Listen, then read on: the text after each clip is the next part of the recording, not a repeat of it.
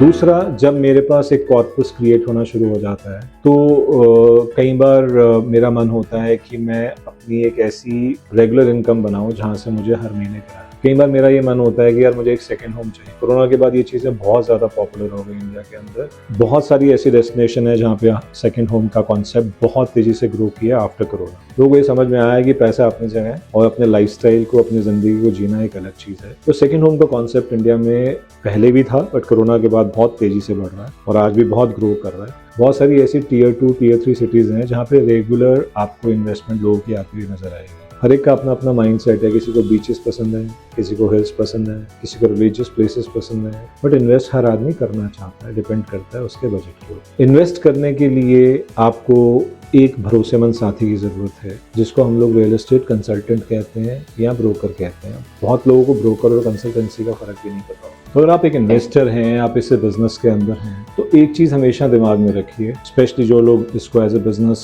करते हैं, कि अपने 2, 4, 5 रुपए के चक्कर में किसी के 100 रुपये गलत जगह मत लगवाएं। Because money is by product of relationship and work. ये इस इंडस्ट्री में भी है और सभी इंडस्ट्री के अंदर है कि आपको रेफरेंस सेल, आपको रेगुलर इनकम तभी मिलेगी जब आप किसी अपने क्लाइंट का पैसा भी उस तरीके से लगाएंगे जैसे आप अपना पैसा लगा रहे हैं।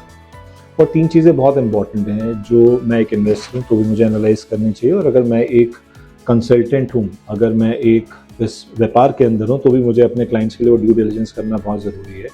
पहली चीज़ है मेरे पैसे की सेफ्टी सिक्योरिटी क्या है, और जब मैं अपनी बात कर रहा हूँ तो मैं अपने साथ अपने क्लाइंट्स को भी ऐड कर रहा हूँ कि मेरे पैसे की सेफ्टी सिक्योरिटी क्या है। अब इसके लिए मुझे क्या देखना चाहिए? मुझे डेवलपर का बैकग्राउंड देखना चाहिए, फाइनेंशियल स्ट्रेंथ देखनी चाहिए, कितने प्रोजेक्ट्स वो डिलीवर कर चुके हैं ये देखना चाहिए, लीगल कंप्लायंसेस क्या हैं ये देखना चाहिए, प्रोजेक्ट वगैरह अप्रूव है कि नहीं ये देखना चाहिए। बहुत सारे फैक्टर्स हैं जो ड्यू डिलिजेंस करना आपकी जिम्मेदारी। दूसरा इंपॉर्टेंट फैक्टर क्या है, अगर मैं अपना पैसा लगा रहा हूँ और बार बार मैं याद दिला रहा हूँ मेरे अपने पैसे का मतलब मेरे क्लाइंट का पैसा भी है, कि क्या रिटर्न मैं एक्सपेक्ट कर सकता हूँ। जो ये रिटर्न वाला पैरामीटर है ना, हर एक के दिमाग में, बट इसके लिए बहुत सारे मैक्रो फैक्टर्स रिस्पॉन्सिबल है जो आपको दिमाग में रखने चाहिए। क्योंकि बेसिक फैक्टर क्या है, डिमांड सप्लाई का गैप।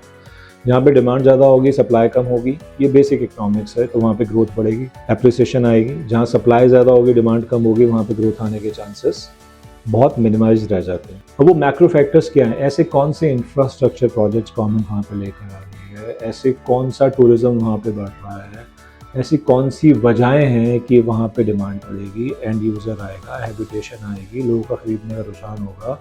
ये सेकेंड फैक्टर है। ये मुझे एनालाइज करना चाहिए अगर मैं इन्वेस्ट कर रहा हूँ कि ऐसे कौन कौन से मैक्रो फैक्टर्स हैं जो मुझे ध्यान में रख के किसी भी एरिया के अंदर इन्वेस्ट करना चाहिए, कि क्या गवर्नमेंट की पॉलिसीज़ हैं, क्या मैक्रो फैक्टर्स हैं, क्या माइक्रो फैक्टर्स हैं अगले 4, 5, 6 साल। क्योंकि रियल एस्टेट एक शॉर्ट टर्म इन्वेस्टमेंट नहीं कि 6 महीने 1 साल में मैं क्विट करने का सोचूं तो मुझे रियल एस्टेट में इन्वेस्ट नहीं करना चाहिए। बहुत सारे और इन्वेस्टमेंट क्लास है, गोल्ड है, म्यूचुअल फंड्स हैं, इक्विटी मार्केट है, एफडीज है जहाँ पे मैं इन्वेस्ट। तीसरा इंपॉर्टेंट फैक्टर ये है कि अगर मैं एग्जिट करना चाहूँगा तो मैं क्या कर पाऊँगा या नहीं कर पाऊँगा। ऐसा तो नहीं हो किताबों में तो एप्रिसिएशन बहुत ज़्यादा आ गई है मगर मैं एग्जिट नहीं कर। तो ये तीनों फैक्टर्स आपको दिमाग में रखने ज़रूरी हैं। पहला, मेरे पैसे की सेफ्टी सिक्योरिटी क्या है, दूसरा, मैं क्या रिटर्न एक्सपेक्ट कर सकता हूँ, और तीसरा, क्या एग्जिट ऑप्शंस मेरे पास अवेलेबल होंगे if I want. In 3 parameters को दिमाग में रख के आप अपना पैसा भी लगा सकते हैं और अपने क्लाइंट्स का पैसा भी लगवा सकते हैं। अगर आप एक इन्वेस्टर हैं तो सिर्फ सस्ती चीज़ों को खरीदने की तरफ मत भागें।